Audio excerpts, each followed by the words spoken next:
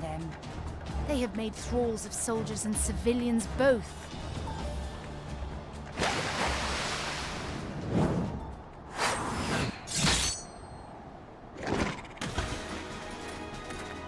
Did I miss much?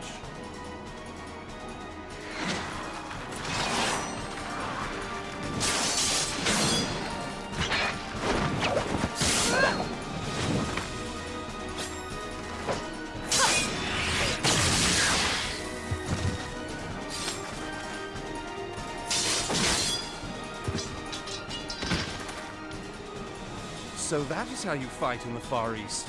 Mental note, pick no quarrel with Domans. But seriously, if I am to keep up, I must needs forsake elegance for efficiency.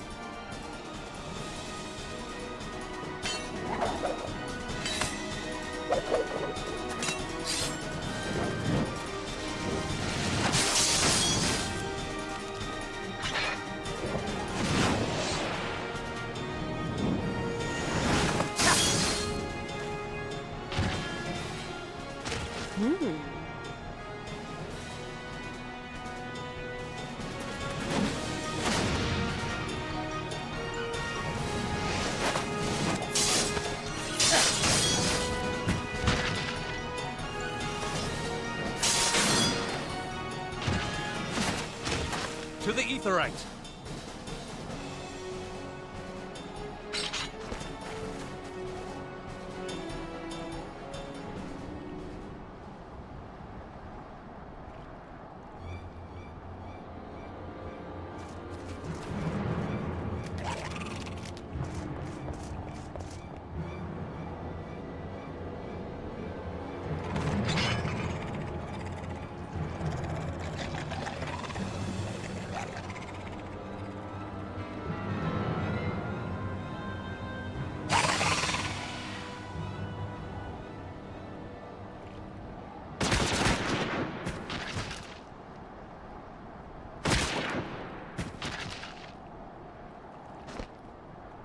You'll forgive me my lateness.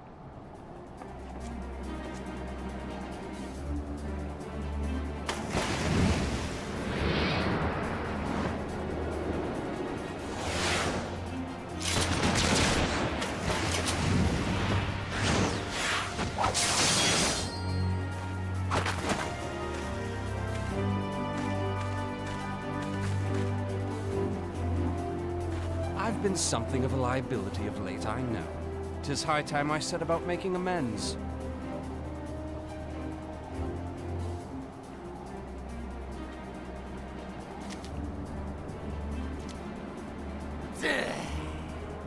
Long have you shriveled swordwalkers tormented our kind. But no more! Your time is at an end!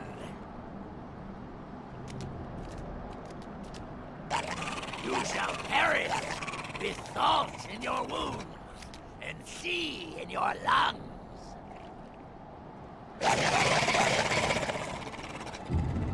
Lord of the world, hearken to our plea.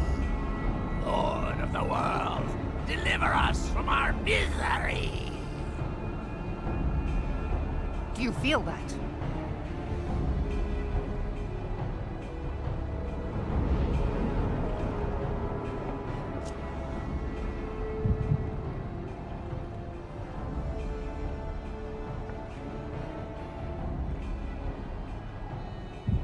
I know this sensation. It's the echo. What?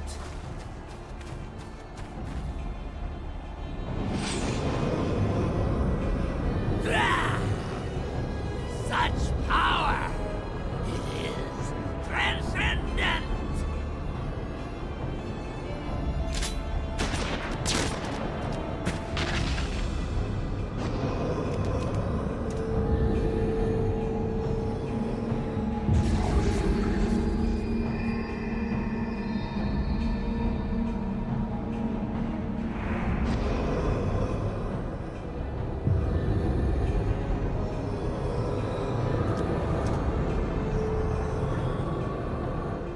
Seven hells! Strike me down if you will. It is futile. I have mastered the gift. I am eternal.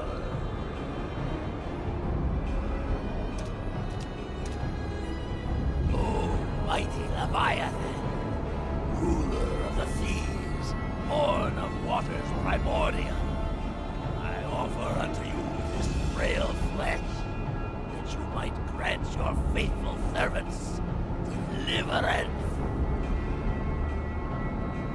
I beseech you, come forth!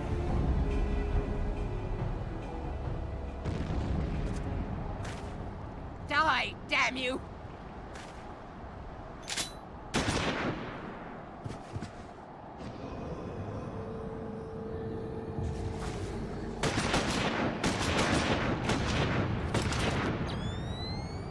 Foolish shorewalker! You cannot kill that which is eternal!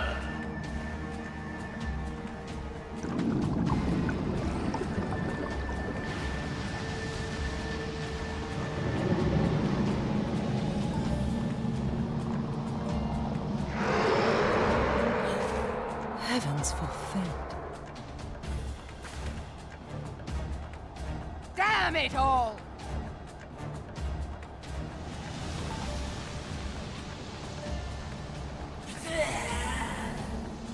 My being ebbs away.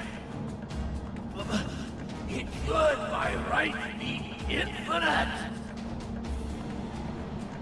Am I not immortal? Curse you, emissary! You promised me everlasting.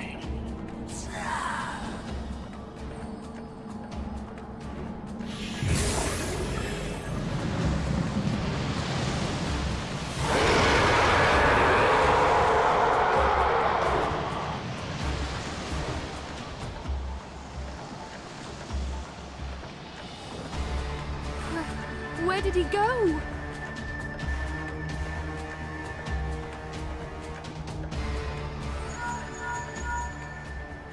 What say you? Nary a single ship? Hells take that sea demon!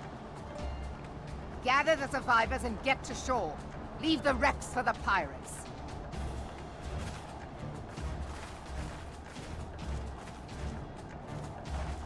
Leviathan wastes no time. The diversionary squadron is lost. For a mercy, 'twould seem the Primal now makes for open sea. But why does he not press his advantage? Unless... God save us. He means to unleash a tidal wave.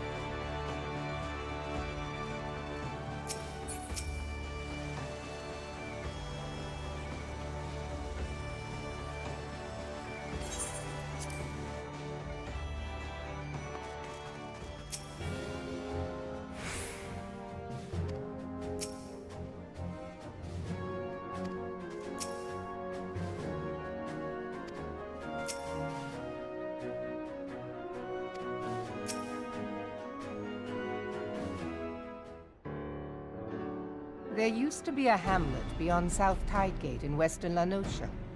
Hearthstone, it was called. Some years prior to the Maelstrom's founding, Leviathan rose from the briny depths and set about unleashing watery hell upon us. On that occasion, the Company of Heroes put him down before he could do too much damage. But when the bastard came next, this time in the wake of the calamity, we were not so fortunate. Weary of ravaging our shoreline, he summoned a tidal wave which fair leveled Hearthstone and washed the soil away for good measure. The area was subsequently occupied by the Sahagin. Aye, the thrice-damned creatures transformed it into a spawning ground for their brood. Given the quantity of crystals stolen to feed him and his legion of thralls, we can be fairly sure that Leviathan is stronger now than in his previous incarnations. If that sea demon is left to wreak havoc, what befell Hearthstone may well befall a larger settlement, even Limsa. That cannot happen. The Primal must be stopped. That was ever our objective, Admiral. But how are we to achieve it? The sea is Leviathan's uncontested domain. The ships of the 3rd Squadron could not close to within 100 yards of the Primal, nor could their cannons pierce his defenses.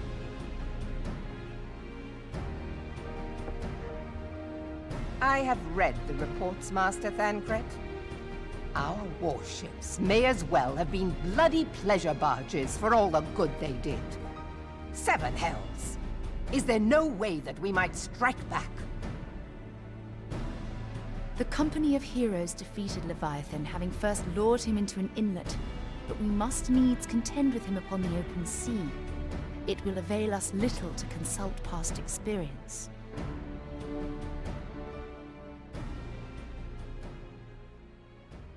Admiral, if I may. Speak freely, Marshal. By all accounts, Leviathan's most formidable weapon is the very sea itself. Waves and whirlpools, tides and currents, all these things are his to command. The key to victory, I believe, lies in disarming our foe. This, in effect, is what the Company of Heroes achieved with their ruse. We cannot lure Leviathan from the sea a second time.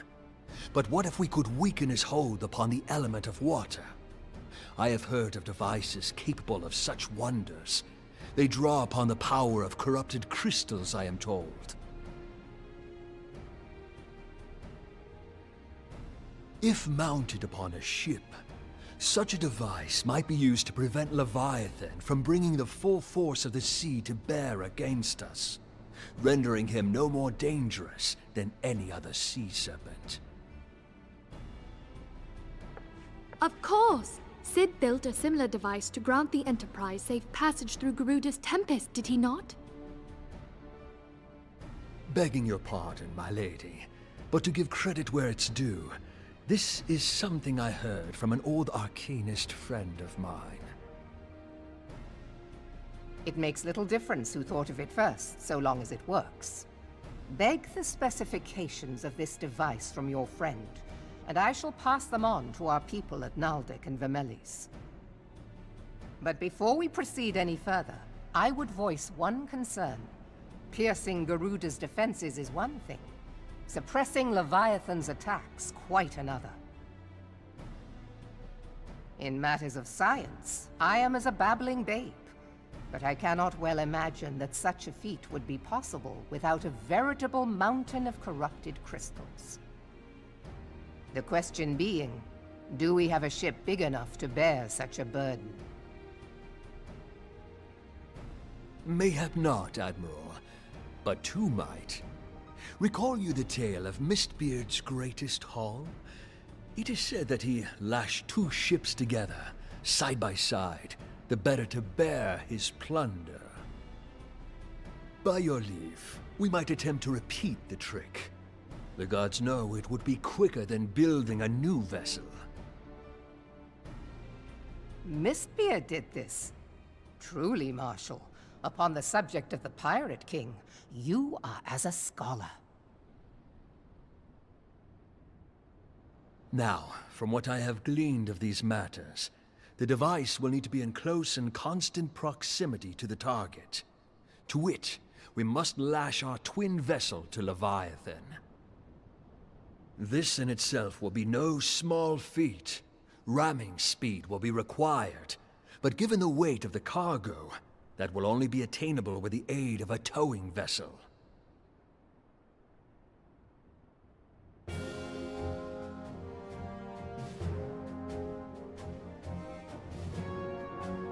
Suffice it to say, the task of piloting said vessel will entail considerable danger, and I would not ask it of another. I volunteer myself.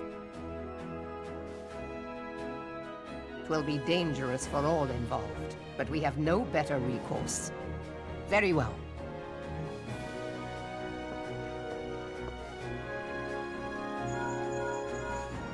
Commodore, assemble the remnants of the fleet at Morabee Bay. Give priority to our soundest vessels. The repairs can wait.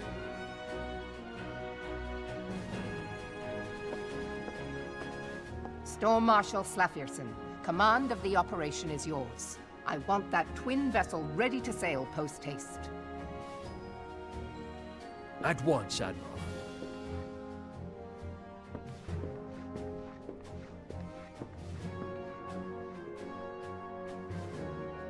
And then there is the small matter of slaying the beast. The fate of Limsa Lominsa rests upon your shoulders once again. Go well, Warrior of Light.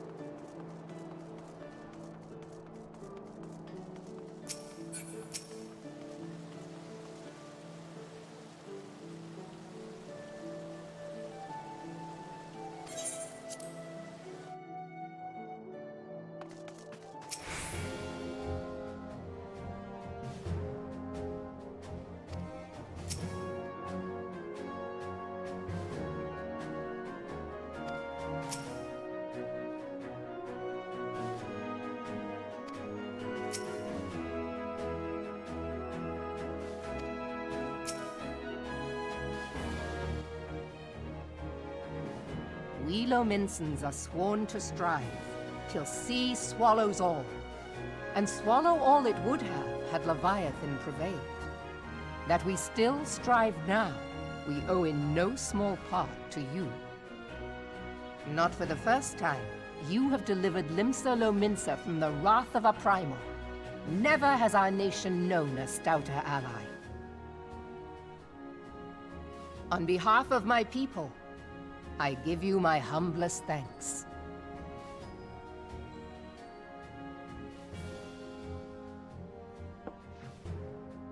"'Tis meet that I give thanks to old Mistbeard, too, for his fine solution. Whatever else he may have been, 'tis clear he was a resourceful soul. Would that I had a man like him in my service."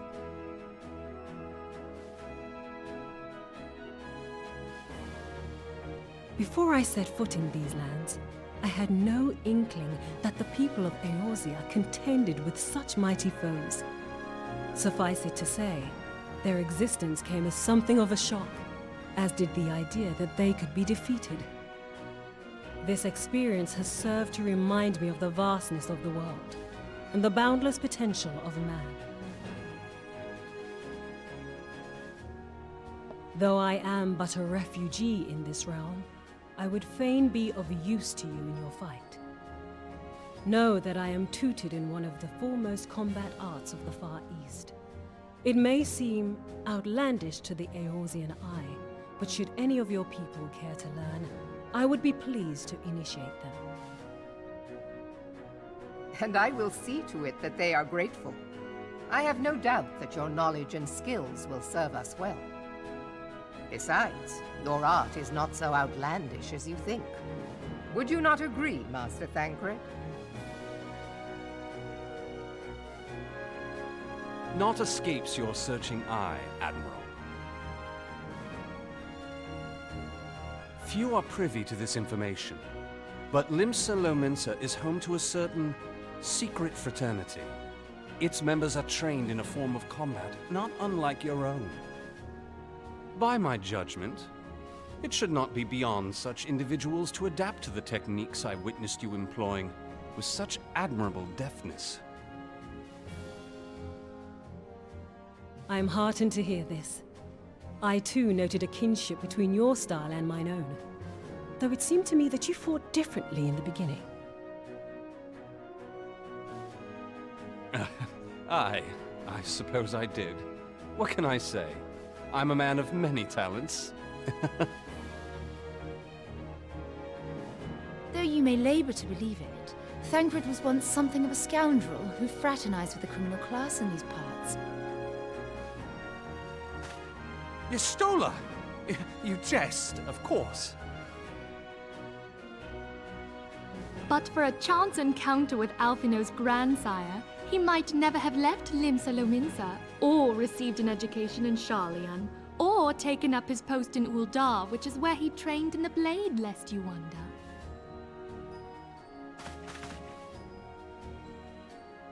Minfilia, please! It would seem there is more to you than meets the eye, Master Thancred.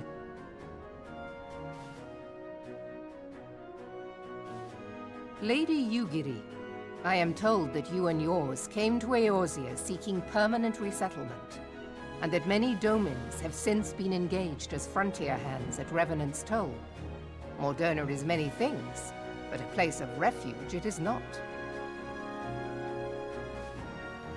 Know that I would like nothing better than to furnish your people with a new home here on Lominsan soil. Alas, racked by instability as we are, our nation is in no fit state to take you in. Yet I'll not have it said that we turned a blind eye to your suffering. Until such time as we can do more, I pledge to send provisions. We are in your debt, Admiral. I realize that it scarce qualifies as repayment, but if it please you, I shall set about sharing my martial knowledge with your people at once.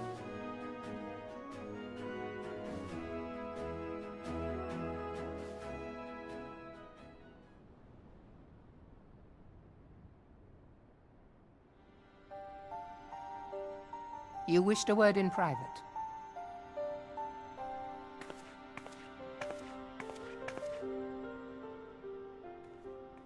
The better not to spoil the festive mood. History repeats itself, Admiral. As the kobolds stood before them, the Sahagin resorted to summoning their god over a territorial feud. They acted in self-preservation. It may be that the Sahagin initiated this particular clash, but how it begins does not interest me so much as how it ends.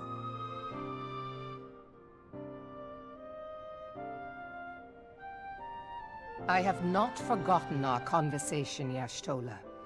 I am aware that man bears part of the blame for the Primal's existence. Nor am I ignorant of the Sahagin's reason for acting. They sought to secure a place to breed and multiply that their kind might survive. Self-preservation, as you say. But we have as much right to live and thrive as they. If our own survival is threatened, are we to lay down our arms and welcome oblivion? Nay. And so you kill, that you might live.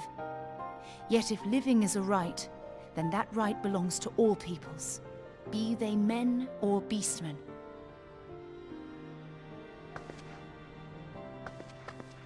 I'll not deny your reasoning.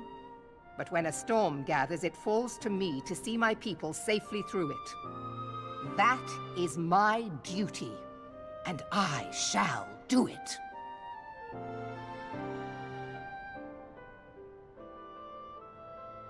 As must we all, Admiral. Stay the course, then. But know that it will lead to no good end.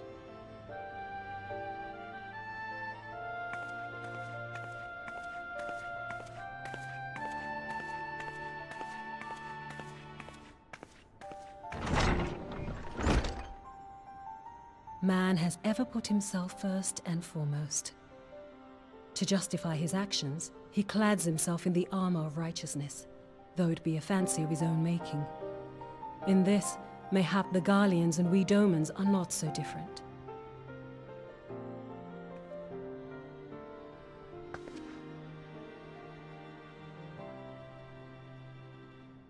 Eorzea has become as a raging sea. If we are to keep our heads above the waves, we cannot scruple to drown the man next to us. When hopes of coexistence founder, strength must determine who has the greater right to live.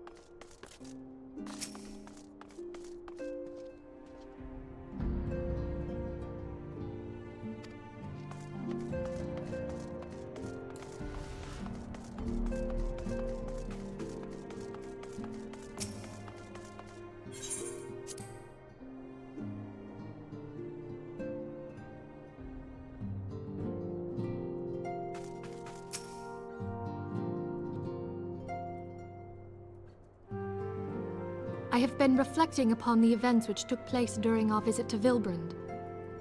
If you have a moment, I would share my conclusions with you. Please, bear with me.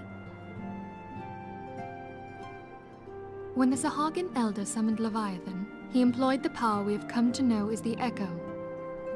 Though I cannot well explain the how of it, it would seem he became immortal in so doing. When the Admiral subsequently slew him, his spirit emerged from his lifeless flesh, a consciousness shorn of physical form. Thus transfigured, he took up residence in the body of his minion with the ease of a man donning a favorite glove. Long have I known that the Echo allows one to pass through the walls of a man's soul.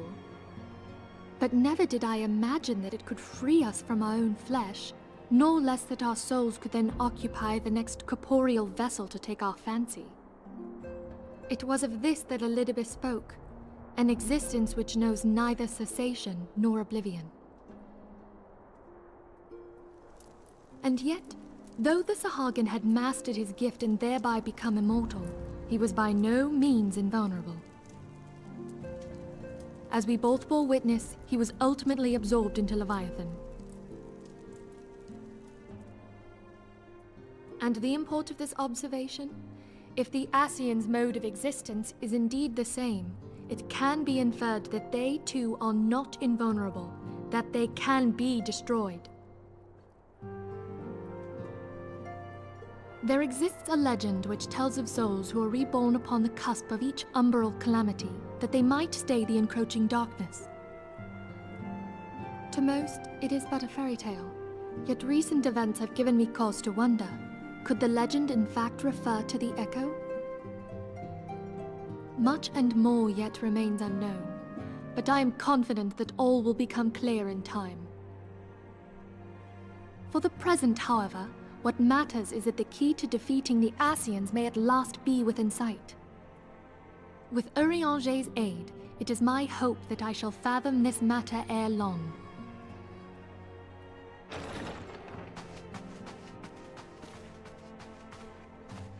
Oh, I was just about to send for you, my friend. Is Artemis? Grave tidings from the Sharlayan motherland, my lady. It doth concern our distant allies, the students of Baldessian.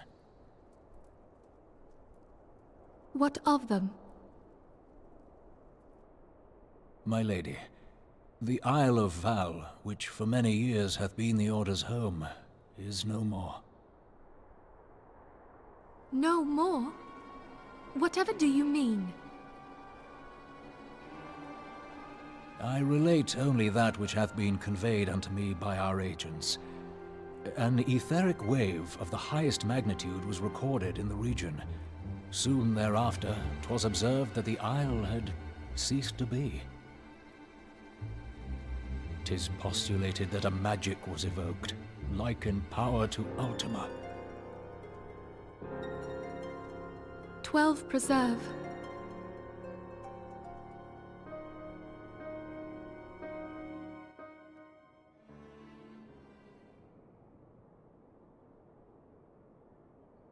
If there are no other matters, I move that today's meeting be adjourned.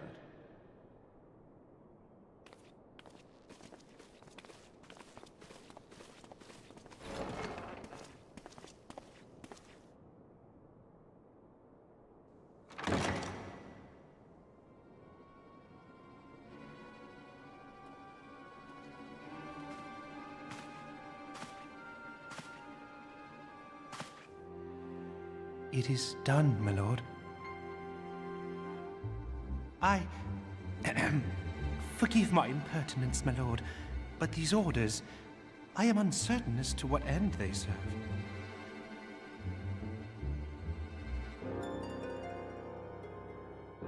Revolution.